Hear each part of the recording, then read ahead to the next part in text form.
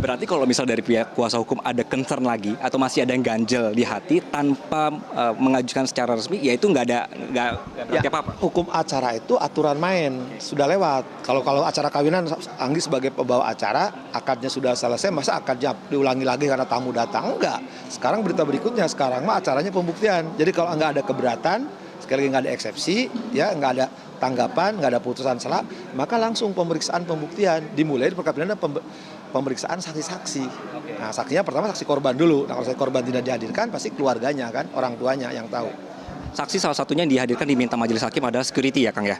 Kalau misalnya menurut Akang itu sudah sebenarnya penting dari segi tim kesehatan untuk menilai hasil kemarin terhadap David, bukankah seharusnya itu yang dipanggil itu keluarga dan juga dari dokter? Enggak, tergantung kebutuhan. Jadi kalau saksi itu kan dia lihat, dia dengar. Mungkin waktu security melihat. Nanti juga keluarga korban yang tahu. Nanti tenaga kesehatan. Itu tergantung. Karena yang wajib membuktikan perkara adalah jaksa. Tergantung dia membuktikan apapun terserah jaksa. Nggak ada masalah kok itu. Berarti tidak ada makna saksi mana yang lebih penting itu nggak ada ya? Cuma di KUHP diatur saksi korban, ya korban. Tapi kalau tidak memungkinkan yang lain juga boleh. Itu kan strategi jaksa. Jadi misalkan gini, oh ada kejadian yang tahu siapa satpam, oh ada yang memonitor. Ah nanti, oh ternyata siapa korbannya? Oh Mario nggak bisa dihadirkan orang tuanya, atau syukur Mario sendiri. Itu hanya strategi nggak ada Pak. Yang penting KUHP aja mengatur saksi korban. Oke. Kang, poinnya adalah dari pihak Mario Dandi dan Shane Lucas ini kan masih cari-cari nih sepertinya celah-celah. Ada melihat kuasa hukumnya David Ozora melihat ada percobaan untuk mengubah dari 355 ayat 1 menjadi 355 ayat 3 supaya tidak terlalu berat atau perencanaan. Menurut Akang itu bisa?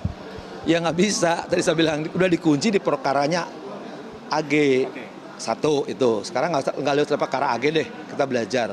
Korbannya itu coba dilakukan apa? Penganiayaannya berat, makanya 355. Dia ngakui 355. Akibatnya apa? Kan luka berat, permanen sekarang. Harus berobat. Dia jalan kaki 6 sudah jatuh. Nanti tenaga medis yang lebih paham lah itu. Cuma yang jelas itu bukan luka ringan, luka berat. Tidak bisa berubah itu. Kan pilihannya hanya luka ringan, luka berat, kematian. Kalau luka ringan dia lecet. Itu nggak lecet, udah parah sekali kan. Kalimat perencanaannya yang diganggu-ganggu supaya meringankan? Perencanaan supaya gampang itu kan semua ada komunikasi, ada telepon, ada memanggil. Bahasa hukumnya ada jeda waktu dia untuk tidak melakukan.